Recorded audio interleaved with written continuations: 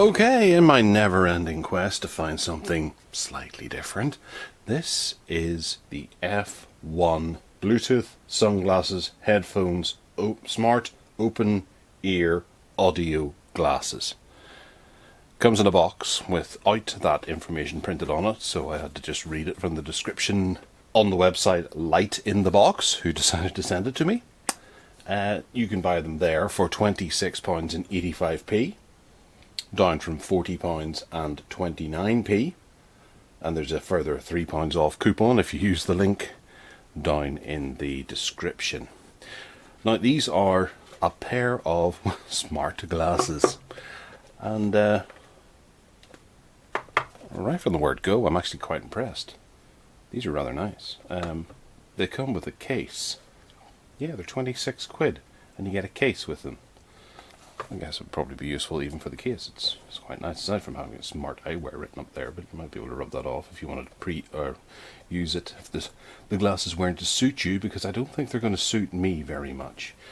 Yeah, it's faux leather, obviously, with a rather soft cushion on the inside. That's quite nice. And then we have a little silver bit here to link through the tie that goes around the back. Okay, cool. In the box we also have USB cable with a connector on it for Poco pin type charging stuff going on there. We have a manual with, oh, please excuse my nail, I was emptying the dishwasher and I stuck my thumb into a fork. You probably heard me scream. We do have English bits here, so there's the product overview if you want to have a quick read at that, as it might have information that's not on the website. And we have a rather nice glasses cloth as well, which I don't know if people will say, no, it's got to be anti-static or something like that, or that's not anti-static. I don't wear spectacles myself, so I couldn't tell you what's good and what's not. Okay, the glasses themselves, I have changed the position of the camera so it looks a little better. Okay, they are small glasses they're nicely designed glasses. I'm really quite shocked. These are kind of cool. They're very fashionable. My daughter has a pair that are somewhat similar, maybe without the silver rim at the bottom, but they do look quite nice. I don't know if they're going to fit my head. There's a charger there, and then you can see here there's what looks like little speakers or something, or air holes, or some sort of holes. And yeah, they're actually quite well constructed. I would say there's a little bit of bend in the legs, but I don't know whether or not they're supposed to do that. Not being a spectacle wearer, I have a pair of sunglasses, they're a bit like that, I suppose. But there's a little button here and a little button here, and I'm going to have a quick read of the instructions and work out how these work. Okay, so we've been through the relatively small print here, and we have some information we can glean. We have Bluetooth 5.0. They are the lenses are interchangeable if you have sort of prescription lenses that are that size, and we turn them on, and then we can pair them and turn them off. I did notice over here there's a little warning that says stay away from Wi-Fi, routers and other high frequency transmitting devices which will affect the signal reception of the machine and cause the sound block and broken chain. That's a good warning, isn't it? Right, let's pair them up with my phone. Okay, so for starters we have a little blue light that is flashing here. There's pairing mode. F1 has shown up on my phone, and we're going to pair with F1.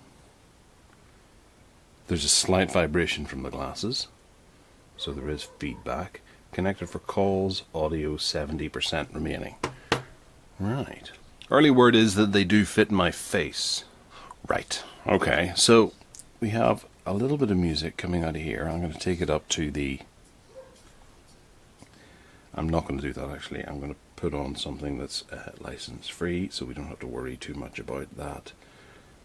Let us select the Projector Room podcast.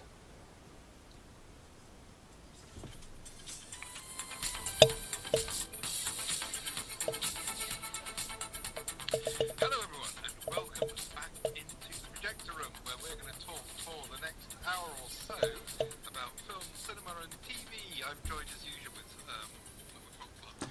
Hopefully you were able to pick that up. If not, I'll try and get a better setup with the microphone. It's only coming out of this because I haven't actually paired this particular leg. Okay, I heard it say that it's got left and right channels, so that should work a little better, hopefully.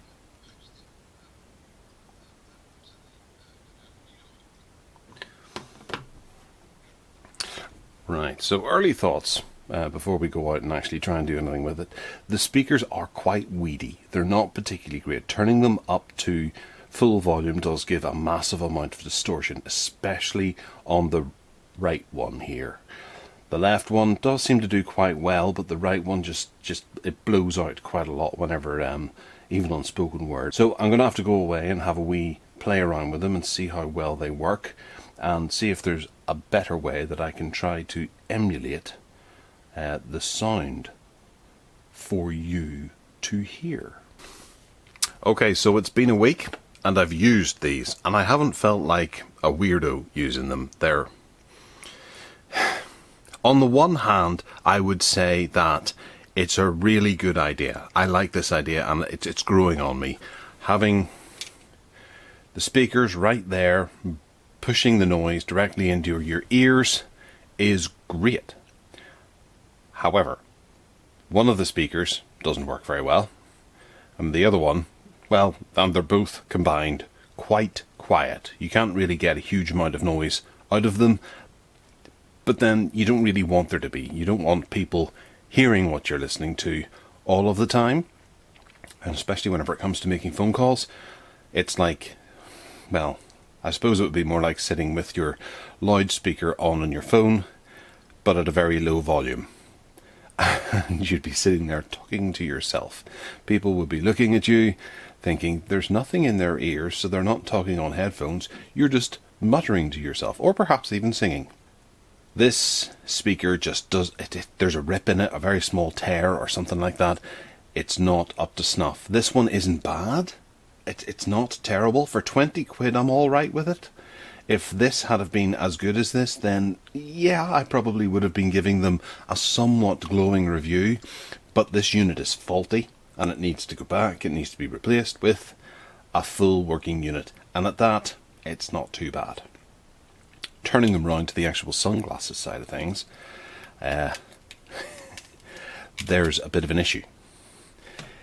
Whenever it's sunny, you can see very little out of these because they're so reflective. I think they're actually reflective of the silver bit at the bottom. It's quite difficult to see out of them on a sunny day. On a less sunny day, they work okay. They're all right. You can see where you're going. But I did notice on multiple times that I was having trouble seeing through the lenses during the recent sunny weather that we've been having. It's not horrible in any way, but it is enough to make you rethink actually using them and taking them out. Now, I've looked around the internet and I've seen essentially this style of glasses. I don't know that they're exactly the same, but I've seen them for about £11 on various other online retailers, and I think even Amazon you can get them for £11. And I'd say, yeah, that's grand. You know, as a throwaway gift or a Secret Santa or something like that, it might be kind of cool. And someone may find them useful in a particular way.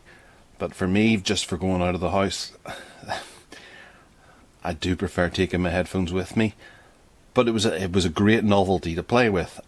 It's actually opened up this whole platform as a viable gizmo that I would like to have in my life. I do want a pair of sunglasses with a pair of decent speakers in them, or even bone conducting headphones.